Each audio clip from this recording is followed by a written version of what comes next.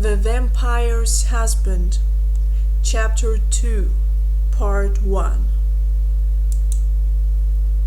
Jack was so shocked that he involuntarily forgot about any politeness. "This is ridiculous. I have never heard such a stupid thing." "I'm sorry to upset you, young master." Belurk was terrifying with his impenetrable restraint. But Count Illermont is not one of those who tend to joke like that. He is extremely serious in his intention to connect life with you.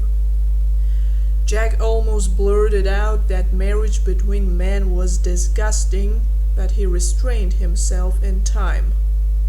No one had ever discussed this openly, but everyone knew that Kmir was unusual not only outside but also inside, and the frequency of same-sex marriages among its elite was also well known. Jack had also heard about it more than once, but he never attached much importance to it because it had nothing to do with him. However, right now, the mere thought of that seemed terrible to him. Although, on the other hand, it was unlikely that marriage between men played a major role here. Rather, Jack was afraid of the unknown that had fallen on him, rather than the fact that he received an offer of marriage of another man, and, what's more, a man who was a vampire. "Why me?" he asked, having relatively mastered his emotions. "I'm a simple country boy. There is no place for me in your brilliant dark elite. Why does not he look for a more suitable partner?" "I have not been informed about such details," the guest replied softly. "My mission is to bring you to Kmir and deliver you safely to my master's castle. As for why he chose you, I have no idea." Jack was far from being sure of truthiness of this statement, but he knew perfectly well that there was no point in asking other questions. "Can I refuse?" "Of course you can. Still, I would advise you to think about it. A chance like that is not for all.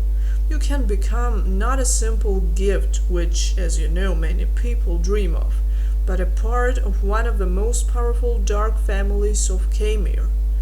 Besides, it seems to me that Count Illermont is very determined about you.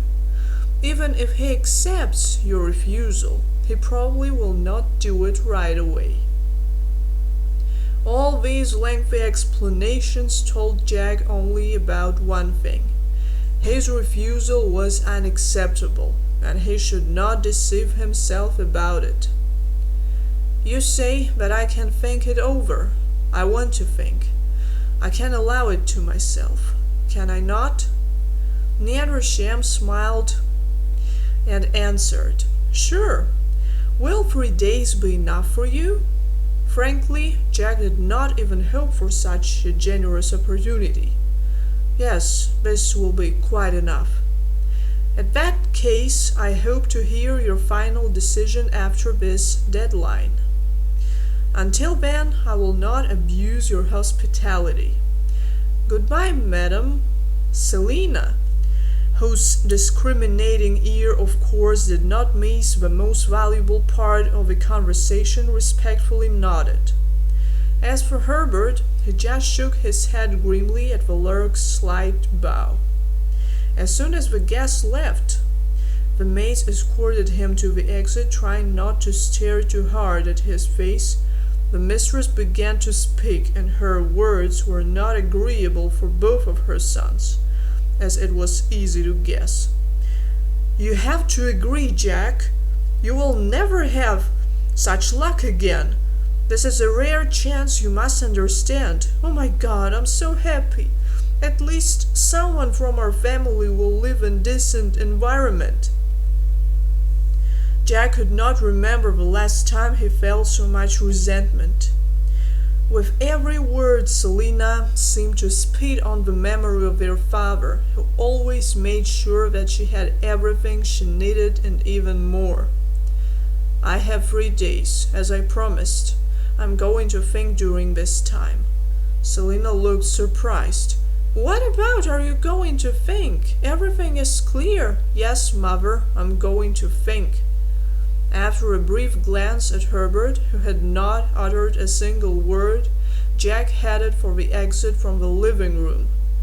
"Jack!" Selina shouted indignantly. "Jack, stop! We have not finished our conversation."